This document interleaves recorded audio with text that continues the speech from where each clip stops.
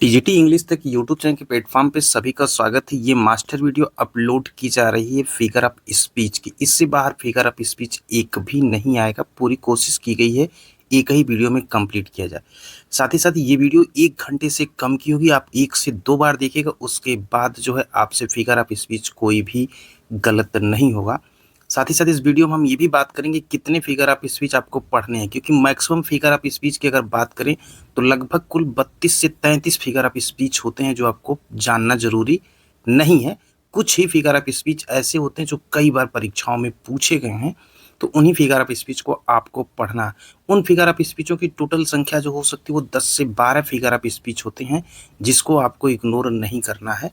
तो वो figure of speech से संबंधित सारे क्वेश्चंस जो है आपको आज की वीडियो में देखने को मिलेंगे टीजीटी इंग्लिश तक यूट्यूब चैनल के प्लेटफॉर्म पे। तो वीडियो शुरू करने से पहले आपसे यही कि आप पे कोई भी क्वेश्चंस हो कमेंट में पिन करें, वीडियो को लाइक और शेयर साथ ही साथ अपने फ्रेंड को भी करें, ताकि वो भी इस प्रकार की वीडियो का लाभ उठा सकें।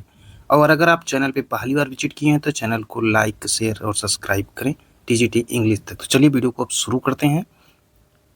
ये आपको क्वेश्चंस वन लाइनर फॉर्म में प्रोवाइड किया जाए। अगर आपको नीड होगी कि ऑब्जेक्टिव फॉर्म में, तो वो भी आपको मिल जाएगा, उसकी भी वीडियो अपलोड कर दी जाएगी। वैसे ये इजी रहेगा आपको लर्न करने के लिए। सबसे पहला आप देख रहे हैं silver man has never read browning, यानी कि सिल्वर मैन ने कभी ब्राउनिंग नहीं पढ़ी है। This is an example. तो ये एग्जाम्पल किस चीज का है? तो आपको यहाँ पे दिख रहा होगा ये मेटोनिमी का एग्जाम्पल है। अब मेटोनिमी क्या होता है? एक्चुअली ये होता है कि substitution of one term for another, यानी कि एक शब्द को दूसरे शब्द से जब प्रतिस्थापित किया जाता है तो वो आमतौर पे क्या होता है, उससे जुड़ा होता है। तो यहाँ पे क्या कहा गया कि silver man has never read browning.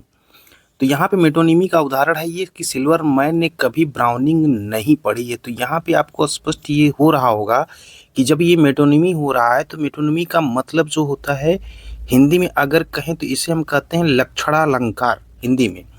और एक शब्द को दूसरे शब्द से जब हम प्रतिस्थापित करते हैं ना, तो जो आम तौर पे उससे क्या होता है, वो जुड़ा रहता है। अगला देखते हैं, a sequence of repeated consonant sounds in A stretch of language is, यानी कि जब भाषा के एक खंड में दोहराव व्यंजन होते हैं ना, तो वहाँ पे क्या होता है, कॉन्सोनेंट होता है। ये व्यंजन की बात कर रहा है। तो जब व्यंजन में वो दोहराव होते हैं तो वहाँ पे उस चीज को हम क्या कहते हैं, एलिट्रेशन कहते हैं। अब एलिट्रेशंस को लेकर के जो है आपको बताएं तो फिगर ऑफ स्पीच में अनुप्रास अलंकार आपको पता होगा। एलिट्रेशन उसे कहते हैं कि जब शब्दों की शुरुआत में जो ध्वनियाँ होती हैं और व्यंजन जो होते हैं उनकी पुनरावृत्ति होती है, तो वहाँ पे हम एलिट्रेशन कहते हैं। फिगर ऑफ स्पीच के जैसे आपको परिभाषा पता होगी कि जब भी किसी शब्द को ना अलग अलग ध्वनियों के जो विचार होते हैं उन्हें जोड़ दिया जाए और एक साथ जब उसको अभिव्यक्त किया जाता है तो उसे हम क्या कहते हैं, अलंकार कहते हैं। तो ये चीज आपको समझ में आ गई। तो यहाँ पे एलिट्रेशन इसलिए है, यहाँ पे कह रहा है कि जहाँ पे कॉन्सोनेंट की जो है दोहराव वाले व्यंजनों की क्रम हो वहाँ पे एलिट्रेशन होता है। तो दूसरा भी क्लियर हो गया होगा। तीसरा कह रहा है कि periphrasis which is a round about way of speech writing is also known as. अब यहाँ पे सर्कम्युलेशंस दिया गया है, तो इसका मतलब होता है परिक्रमण, यानी कि पेरीफ्रेसिस जो कि which is round about way speech writing, यानी कि भाषण और लेखन का जो है एक राउंड अबाउट यानी कि घुमावदार जो मेथड होता है उसे हम क्या कहते हैं, परिक्रमण कहते हैं। तो परिक्रमण के बारे में जब भी आपको ये चीज याद होना चाहिए, फिगर ऑफ स्पीच में परिक्रमण से क्वेश्चंस उतने नहीं पूछे जाते, लेकिन इम्पॉर्टेंट तौर पे 2 से 3 जगह जो है ये पूछे गए हैं। तो इसलिए इसको याद रखिएगा, थोड़ा सा ये इम्पॉर्टेंट है यहाँ पे। तो यहाँ पे सिर्फ आपको इतना ही याद रखें, इस प्रकार के शब्दों को हम जो है ये कहते हैं। फिगर ऑफ स्पीच का सेंस कोई नहीं है, इसलिए जो है ज़्यादा इंपॉर्टेंट भी नहीं, 2-3 जगह ये पूछा गया है। अगला कह रहा है कि he is not the brightest man in the world. अब यहाँ पे एग्जाम्पल जो दिया गया है कि वह दुनिया का सबसे बुद्धिमान व्यक्ति है। अब दुनिया का सबसे बुद्धिमान व्यक्ति है तो इसे जो है क्या कहा जाएगा? तो अब ये लिटोटस जो है आप देख रहे हैं, यहाँ पे कहा जा रहा है कि दुनिया का सबसे बुद्धिमान जो है उसके शब्द प्रयोग किया गया है लिटोटस। अब यहाँ पे जो है लिटोटस के बारे में आपको पता होगा कि लिटोटस क्या होता है। किसी भी जगह जब हम फिगर ऑफ स्पीच पढ़ते हैं ना, तो एक हाइपरबोल आप देखे होंगे, तो लिटोटस क्या होता है कि इसमें एक कथन जो होता है वो अल्प होता है और कथन की पुष्टि जो है उसके विपरीत को नकार कर की जाती है। ये चीज ध्यान दीजिएगा। लिटोटस उसे कहते हैं कि जहाँ पे जो है अल्पकथन, जैसे कह रहा है ना कि he is not the brightest man in the world, वो दुनिया का सबसे बुद्धिमान व्यक्ति नहीं है।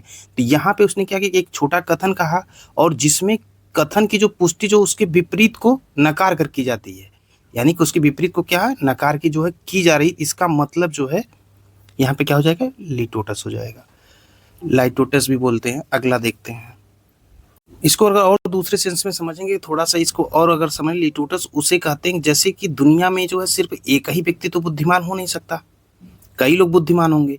तो यहाँ पे कह रहा है ना कि जब बुद्धिमान जो है व्यक्ति नहीं है दुनिया का सबसे, कई लोग बुद्धिमान होंगे, तो यहाँ पे लिटोटस का तात्पर्य अब आप समझ गए कि मतलब इसका होता क्या है। तो जब भी अल्पकथन के द्वारा किसी चीज को विपरीत को नकार कर किया जाए तो वहां तुरंत आप ध्यान दीजिएगा कि वो लिटोटस है। अगला करेंगे यूजिंग द बेंच, यहाँ पे for the judiciary is an example, यानी कि जब बेंच जो होती है ना न्यायपालिका के लिए, तो वो किसका उदाहरण है, ये एक मेटोनिमी का उदाहरण। जैसे कि आपको बताया कि लक्षण अलंकार, बेंच का शब्द का प्रयोग आप कहाँ करेंगे, हाई कोर्ट में करेंगे, यानी कि न्यायपालिका में करेंगे। तो ये बेंच क्या है, लक्षण व्यक्त कर रहा है, किसके लिए कर रहा है, जुडिशरी के लिए कर रहा है, तो ये क्या हो जाएगा, मेटोनिमी हो जाएगा। और मेटोनिमी का मतलब ही होता है लक्षण अलंकार, यानी कि जब एक शब्द को दूसरे शब्द पर, यहाँ बेंच को प्रतिस्थापित किया गया जुडिशरी की जगह। न्यायपालिका की बात अगर करनी है तो आप कह देंगे कोई मैटर बेंच में है, तो ये नहीं कहेंगे कोई मैटर न्यायालय में है, इस बेंच में है। दैट मीन्स आपने ये सेंस उसको दे दिया कि आप न्यायपालिका की बात कर रहे हैं। तो यहाँ पे मेटोनिमी होगी, एक लक्षण जो है बेंच जो व्यक्त कर रहा है जुडिशरी का, तो यहाँ पे मेटोनिमी क्लियर हो गया होगा। अगला है A poet once referred to an old man as a tattered coat upon a stick, यानी कि एक कवि ने एक बार क्या किया, एक बूढ़े आदमी को या व्यक्ति को tattered coat upon a stick, एक छड़ी पर फटा हुआ कोट, क्या हुआ, छड़ी पर फटा हुआ कोट कहा था। दैट इज एग्जाम्पल क्या है, ये एग्जाम्पल किस चीज का, अब ये एग्जाम्पल कहाँ पे आ गया, मेटाफर का एग्जाम्पल आ गया। अभी आपसे डिस्कस कर रहे थे कि मेटाफर को लेकर के भी जो है क्वेश्चंस जो है काफी बार पूछे गए हैं। तो यहाँ पे ये मेटाफर हो जाएगा, और मेटाफर का मतलब क्या होता है, जब एक चीज की जो होती है कंपैरिजन के सेंस में कहते हैं कि जब एक चीज का जो है यहाँ पे दूसरी चीज से तुलना की जाती है, जैसा शब्द का जहाँ प्रयोग होता है। तो यहाँ पे एक छड़ी पर फटा हुआ कोट कहा था, तो यहाँ पे एग्जाम्पल जो है ये मेटाफर का हो गया। तो यहाँ पे समझ रहे होंगे कि एक कवि ने एक बार एक बूढ़े व्यक्ति की एक छड़ी पर फटा हुआ कोट, तो यानी कि मेटाफर का वहाँ प्रयोग होता है जब एक चीज की दूसरी चीज से तुलना की जाती है, तो वहां पे प्रयोग होता है। नेक्स्ट क्वेश्चन है कि Hamlet lying wounded says to his friend Horatio I am dead.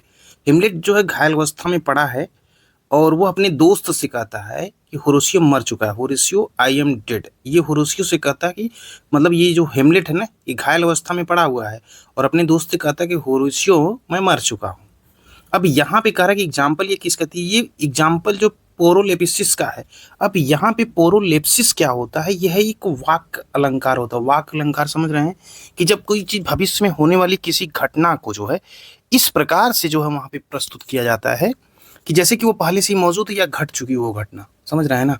यहाँ पे इसका मतलब पोरोलेप्सिस का यही होता है, इसे वाक्य अलंकार कहते हैं, हिंदी में इसे क्या कहते हैं, वाक्य अलंकार कहते हैं। और इसका तात्पर्य ये होता है कि जैसे कोई घटना जो ना इस प्रकार उसको प्रेजेंट करते हैं कि वो पहले से जो है घटना मौजूद हो या वो घटित हो चुकी हो, इसके लिए इसका प्रयोग किया जाता है।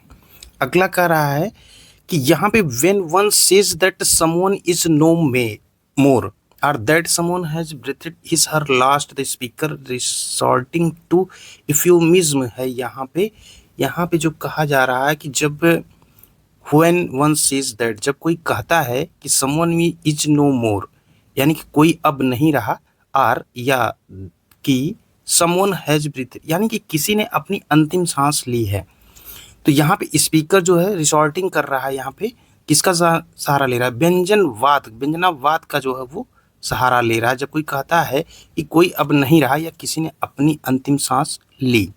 तो मतलब किसी भी चीज को व्यक्त करने के लिए कुछ अप्रत्यक्ष शब्दों का प्रयोग जो है किया जाता है, तो वहां पे व्यंजन अलंकार कहा जाता है। व्यंजन अलंकार का मतलब ये होता है कि प्रत्यक्ष नहीं अप्रत्यक्ष रूप से जो किसी हल्के शब्द का प्रयोग किया जाए। जैसे इसमें ये प्रयोग किया गया कि किसी ने अंतिम सांस ली, अब वो ये नहीं कह रहा है कि वो मर गया, वो एक शब्द का प्रयोग किया, अंतिम सांस ली, तो इसका मतलब वो अप्रत्यक्ष रूप से कह रहा है कि वो मर गया। तो यहाँ पे इसीलिए जो है यूफिज्म हो जाएगा, क्योंकि इसका मतलब ये होता है व्यंजन। तो व्यंजन का मतलब होता है व्यंजनावाद में इसमें लगा तो व्यंजनावाद हो जाएगा। तो व्यंजनावाद में जो है इस चीज का सहारा लिया जाता है कि किसी चीज को अप्रत्यक्ष शब्द से जो है उसको अभिव्यक्त किया जाए। अगला है यहाँ पे कह रहा है कि रॉबर्ट ग्रेव्स इन ब्रोकन इमेज इंड थस, यानी कि यहाँ का रॉबर्ट ग्रेव्स इन ब्रोकन इमेज जो है, he is in a new confusion of his understanding, I in a new understanding of my confusion the figure of speech here. यहाँ पे कह रहा है कि इस तरह से समाप्त होती है वह अपनी समझ के एक नए भ्रम में। तो यहाँ पे जो नया भ्रम भ्रम होता है ना, मैं अपनी उलझन की एक नई समझ में हूँ। I in a new understanding of my confusion, यानी कि मैं अपनी उलझन की एक नई समझ में हूँ। अब यहाँ पे अलंकार पूछा जा रहा है, तो यहाँ पे अलंकार में देख रहे हैं चियास्मस दिया गया। चियास्मस का मतलब ये होता है कि जैसे मान लीजिए किसी दो वाक्यांश हैं, दो खंडों को क्या करते हैं, जब उसको अपोजिट फॉर्म यानी कि उल्टे क्रम में जब व्यवस्थित करते हैं तो वहाँ चियास्मस होता है। तो चियास्मस का मतलब ये होता है कि जैसे एक मान लीजिए आप दूसरे की मदद करें और आप अपनी मदद करते हैं। तो अपनी मदद करते जैसे मान लीजिए कि कोई कहता है कि हम देश के लिए जीते हैं और कोई कहता है देश हमारे लिए जीता है, तो इस प्रकार से वहाँ पे चियास्मस का प्रयोग किया जाता है। तो इस चीज़ को याद रखिएगा, ऐसे शब्द को अगर कहीं मिलते हैं तो वहाँ पे आप तुरंत जो अलंकार होगा वो चियास्मस का होगा। अगला है द फ्रेज। अब यहाँ पे क्या, leaves dancing is an example of pathetic. यहाँ पे पत्तियां जो नाच रही हैं, तो ये जो है आप पत्तियां नाच रही, इसका मतलब क्या हो गया, पैथेटिक जो है फैलेसी हो गया। और पैथेटिक फैलेसी होती क्या है, तो पैथेटिक फैलेसी का मतलब होता है जैसे दयनीय जो है, दयनीय और भ्रांतियां जो होती हैं उसे हम क्या कहते हैं, पैथेटिक जो है फैलेसी कहते हैं। तो इस प्रकार के सेंटेंस जब देखने को मिले तो वहाँ पे भी इस चीज़ का ध्यान दीजिएगा कि पत्तियां नाच रही हैं। तो अब पत्तियां नाचने का मतलब आप समझ गए होंगे कि यहाँ पे पैथेटिक फैलेसी है। तो जब भी दयनीय भ्रांति जो होती है ना, एक प्रकार के ऐसे अलंकार होते हैं जिसमें नेचर को लेकर के जो है किसी चीज़ को इंडिकेट किया जाता है, उससे रिस्पॉन्सिबल बनाया जाता है। तो यहाँ पे जो है उस चीज़ को इंडिकेट किया जाता है, इसलिए यहाँ पे लिविस का अगर यहाँ पे सन होता तो वहाँ पे भी दिखाया जाता, और बारिश अगर हो रही उसके बारे में अगर इंडिकेट किया जाता है, यानी कि नेचर की बात अगर होती है तो उस प्रकार की जगह पैथेटिक फैलेसी होती है, यानी कि दयनीय जो भ्रांतियाँ होती हैं उसको एक मानवीय भावनाओं को जो है निर्जीव वस्तुओं के साथ जिम्मेदार जब ठहराया जाता है तो वहाँ पैथेटिक जो है यानी कि फैलेसी होती है, दयनीय भ्रांतियाँ होती हैं। अगला जो है नेक्स्ट कह रहा है कि द एक्सप्रेशन। अब यहाँ पे क्या कह रहा है कि मर्डरस इनोसेंस। अब यहाँ पे क्या होता है कि हत्यारी मासूमियत के उदाहरण क्या होगा, तो ये ऑक्सीमोरन कह रहा है। ऑक्सीमोरन क्या होता है ना, एक अलंकार जो इसमें प्रयोग किया जाता है ऑक्सीमोरन में, कोई भी चीज़ जैसे भी अपोजिट फॉर्म में विरोधाभास है, वहाँ पे उस विरोधाभास शब्दों को मिलाकर जब उसका एक अलग जो सेंस निकाला जाए, मीनिंग्स निकाली जाए, तो वहाँ पे ऑक्सीमोरन होता है। ऑक्सीमोरन का मतलब यही होता है कि जब किसी चीज़ का जो है विरोधाभास को जो है उजागर करने के लिए जो है कुछ शब्दों को मिलाकर एक अलग अर्थ जब उत्पन्न करते हैं तो वहाँ पे ऑक्सीमोरन हो जाता है।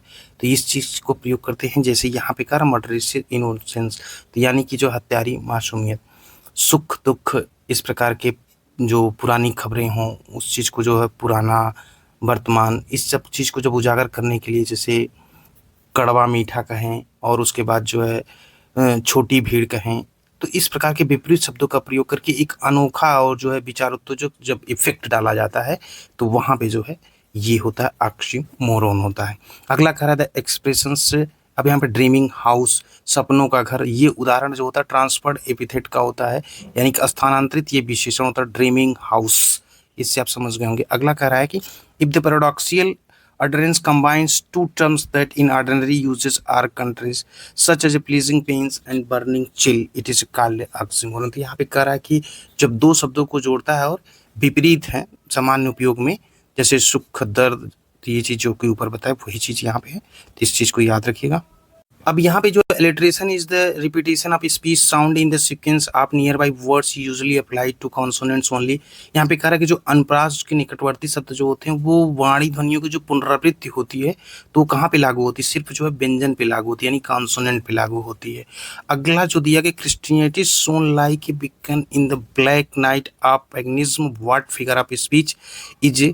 यहाँ पे जो क्रिश्चियनिटी में उपयोग किया गया, यहाँ पे एक उपमा दी गई। उपमा क्या दी गई है कि जो ईसाई धर्म है जो ना, वो काली रात में एक प्रकाश के स्तंभ की तरह जो है चमक रहा था। तो ईसाई धर्म को जो है ना यहाँ पे प्रकाश स्तंभ की तरह जो चमक रहा, तो यहाँ पे सिमली का प्रकाश स्तंभ को जो है यहाँ पे इंडिकेट किया गया है, तो फिगर ऑफ स्पीच यहाँ पे सिमली हो गई, यानी कि उपमा की बात जो है यहाँ पे की गई है। अब अगला कर रहा है सिंबोलिज्म। सिंबोलिज्म का मतलब होता है प्रतीकवाद। प्रतीकवाद होता क्या कि what occurs when a word which has meaning in itself but is used to represent something entirely different. यानी कि जब एक शब्द जिसका अपने आप में अर्थ होता है लेकिन उसका उपयोग क्या करते हैं किसी पूरी तरह से अलग चीज को दर्शाने के लिए जब किया जाता है तो वहां पे हम सिंबोलिज्म का प्रयोग करते हैं। इसको ऐसे भी समझ सकते हैं कि प्रतीकवाद वह होता है, अलंकार प्रतीकवाद वो होता है कि जब एक शब्द जिसका खुद में अपने आप में एक अर्थ होता है लेकिन जब हम उसका उपयोग किसी पूरी तरह से अलग चीज को दर्शाने के लिए जब किया जाता है तब वहां पे हम सिंबोलिज्म कहते हैं। ठीक है, सिंबोलिज्म आप समझ गए होंगे। अब जो है आगे की बात करते हैं। प्रतीकवाद में एक उदाहरण आप समझ जाएंगे। उदाहरण के तौर पे मान लीजिए सपोज दैट आपके जो है रूम में जो है आईना है, शीशा बोलते हैं ना, हाँ शीशा जो होता है वो अगर टूट जाता है तो उससे आप क्या मानते हैं कि अशुभ का संकेत होता है। तो यहाँ से आप समझ रहे हैं एक प्रतीक वहां से अब निकल के आ रहा है कि मिरर टूट गया तो कुछ अच्छी नहीं होगा, ये चीजें होती हैं। या जैसे कभी कभी क्या होता है ब्लैक पट्टी लोग बांध लेते हैं हाथों पे तो वो एक प्रकार से प्रतीक इंडिकेट क्या करते हैं किसी चीज का वो विरोध कर रहे हैं। या अगर कहीं आप व्हाइट फ्लैग देख लेंगे तो व्हाइट फ्लैग में भी वहां से भी इंडिकेट होता है उस सब चीज। छोटे ट्रेन में जो रेड जो फ्लैग होता है उसका इंडिकेशन आप समझ रहे होंगे तो वो भी सिंबोलिज्म है।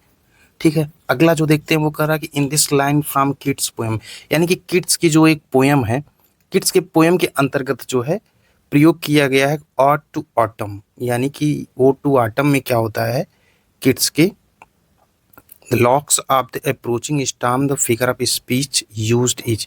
यहाँ पे जो है कौन सी फिगर ऑफ स्पीच का जो है प्रयोग किया गया है। तो आपको पता है कि यहाँ पे जो है लाइन में वो टू आटम में जो आने वाले तूफान में जो अलंकार का जो प्रयोग किया गया वो तो मेटाफर है।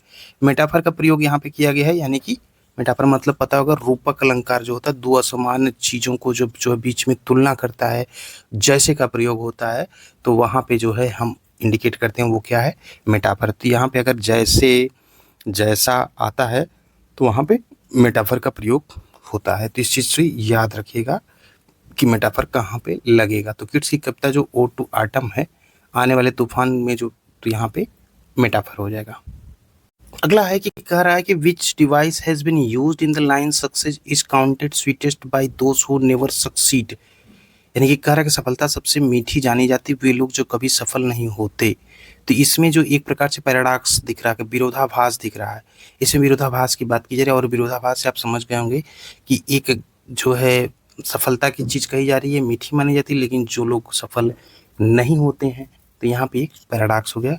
यानी कि कहते हैं कि किसी एक अलंकार को जो किसी बात को जो स्पष्ट करने के लिए जो है एक अलग सा प्रभाव उत्पन्न करने के लिए जब हम विरोधाभासी जो विचार होते हैं उसे प्रस्तुत करते हैं तो वहाँ पे जो है हो जाता है पैराडॉक्स पर। जैसे मान लीजिए स्वतंत्रता क्या है वो गुलामी है, एक पैराडॉक्स ये भी हो जाएगा। और सबसे तेज यात्री वह है जो पैदल चलता है, ये भी पैराडॉक्स हो जाएगा। यहाँ पे विरोधाभास है कि जो सबसे तेज चलता है यात्री वह जो है पैदल चलता है, सबसे तेज यात्री, इसका मतलब तो विरोधाभास हो गया। या कह सकते दुश्मन का दुश्मन मेरा दोस्त है, यहाँ पे भी पैराडॉक्स है। आप जितना देते हैं उससे अधिक पाते हैं, यहाँ पे भी पैराडॉक्स है। तो इस प्रकार से जो है पैराडॉक्स क्लियर हो गया होगा। अगला जो है हम देखेंगे मानवीकरण के बारे में कि जो फिगर ऑफ स्पीच यूज होता है ना यहाँ पे tossing their heads in sprightly dance कह रहा है कि जो डेफोडिल्स है, डेफोडिल्स में अपने सिर को जोश से नचाते हुए उछलना जो है तो यहाँ पे क्या पर्सनिफिकेशन मानवीकरण की बात की गई है डेफोडिल्स में। अगला करें a figure of speech in which there is an exalted statement not to be taken literally. Hyperbole है यहाँ पे, स्पष्ट दिख रहा है कि यहाँ पे अतिशयोक्ति की गई कि कलम तलवार से अधिक शक्तिशाली है। तो फिगर ऑफ स्पीच यहाँ पे एग्जॉल्टेड स्टेटमेंट कह रहा है कि मतलब यहाँ पे जैसे कि वाणी जो होती है ना एक अलंकार है जिसमें से जो कि अतिशयोक्तिपूर्ण कथन जिसमें शाब्दिक रूप से नहीं लिया जाना चाहिए तो यहाँ पे अतिशयोक्त होती है। और अगर रूपक और का तो वहाँ पे इस प्रकार के शब्दों का प्रयोग कर लेते हैं जैसे रूपक के तौर पे कि कलम तलवार से दिख सकता है तो वहाँ पे रूपक हो जाता है। इसी प्रकार पर्सनिफिकेशन में मानवीकरण की बात हो गई। पैराडॉक्स के बारे में भी आपको पता होगा कि विरोधाभास जो होता है वहाँ पे पैराडॉक्स का प्रयोग करते हैं। तो इस प्रकार से जो है आपने रूपक के बारे में जाना, प्रतीकवाद के बारे में जाना, उपमा के बारे में जाना, ऑक्सीमोरन क्या होता है वो जाने, उसके बाद जो है भ्रांति क्या होती है फैलेसी उसको जाने, चियास्मस के बारे में जाने, उसके बाद जो है आपने व्यंजनवाद के बारे में भी जाना, प्रोलेप्सिस के बारे में भी जाना। इस प्रकार से मेटोनिमी के लिटोटस के बारे में, इस सब अनप्रास जो होते हैं उसके बारे में जाना। अब आपको लगता है कि कुछ आपको ऐसा लगता है जो इम्पॉर्टेंट है, वैसे आपको इम्पॉर्टेंट के तौर पे हम बता दें। देखिए पर्सनिफिकेशन पढ़ लीजिएगा, हाइपरबोल पढ़ लीजिएगा, उसके बाद मेटाफर पढ़ लीजिएगा, मेटोनिमी पढ़ लीजिएगा, एंटीथेसिस पढ़ लीजिएगा, ऑक्सीमोरन पढ़ लीजिएगा, और एक एलिट्रेशन पढ़ लीजिएगा, और एपोस्ट्रोफी पढ़ लीजिएगा, ओनोमोटोपैया पढ़ लीजिएगा। एक दो क्वेश्चन इससे बनते हैं, वैसे टीजीटी में नहीं इससे बनते हैं। एक पैराडॉक्स होता है और एक जो है लिटोटस होता है, सिमली। ये जो आपको बताया जा रहा है, इतना अगर आप पढ़ लिए तो इसके बाद आप पढ़ें या ना पढ़ें, क्योंकि सबसे अधिक जो क्वेश्चन अब तक पूछा गया है टीजीटी के रिमार्क अगर बताया जाए तो सबसे अधिक आपको क्वेश्चन मिलेगा वो है मेटाफर से, और एक मिलेगा मेटोनमी से, और एक मिलेगा पर्सनिफिकेशन से। इससे सबसे अधिक क्वेश्चन आपको देखने को मिलेगा। इसके बाद अगर किसी का नंबर आएगा मात्र वो दो हैं, ओनोमोटोपैया का आएगा और एक आएगा एपोस्ट्रोफ का। बाकी इपिग्राम, एम्बिग्यूटी, पन, एल्यूजन, लाइज, ये सब जो है मेलाप्रोलिज्म, मेयोसिस, आयरनी, पैथेटिक फैलेसी से बहुत कम पूछा गया। सर हाइपरबोल से जो है पूछा गया है, हाइपरबोल और एलिट्रेशन से, हाइपरबोल एलिट्रेशन से जो है अधिक पूछा गया, जैसा कि आपको बताया। बाकी आप अगर पढ़ना चाहते हैं तो पढ़ डालिए, लेकिन इंपॉर्टेंट तौर पे आप इतना ही पढ़ लेंगे बहुत है आपके लिए। एजोनेंस में मत जाइएगा, पैथेटिक फैलेसी कम मत पढ़िए, कोई दिक्कत नहीं होगी। सिंबोलिज्म के बारे में जानिए क्या होता है, एपिग्राम्स क्या होता है इसके बारे में नहीं पढ़ी, मालाप्रोलिज्म क्या होता है, मियोसिस क्या होता है, आयरनी क्या होता है, एल्यूजन्स क्या होता है, एम्बिग्यूटी क्या होता है, इतना ज़्यादा उसमें से क्वेश्चन नहीं, मैक्सिमम क्वेश्चन जो आपको बताया गया ना उसी से आपके आ जाएंगे। तो कुल मिला के आपको 10 ठो है, जिसमें से आपको इस वीडियो में वो मिल गया होगा, बाकी आपके ऊपर डिपेंड करता है। लेकिन कंप्लीट तौर पे जो है अगर आपको फिगर ऑफ स्पीच जाननी है तो जितना बताया गया बस इतने को आप लर्न कर लें। अगर इन पॉइंटों को आप लर्न कर लेते हैं फिर आप कोई भी क्वेश्चन पेपर कहीं भी सॉल्व करिएगा, आप हर एक को जो है टैकल कर लेंगे। बस आपको ये क्लियर होना चाहिए कि पैराडॉक्स क्या कहता है, पर्सनिफिकेशंस क्या कहता है, मेटाफर क्या कहता है, मेटोनिमी क्या कहता है, उसको एक इजी एग्जाम्पल अपने माइंड में रखिएगा, उससे आप सारे कंक्लूजन निकाल लेंगे करके। तो मिलते हैं एक नेक्स्ट वीडियो के साथ टीजीटी इंग्लिश तक चैनल पे।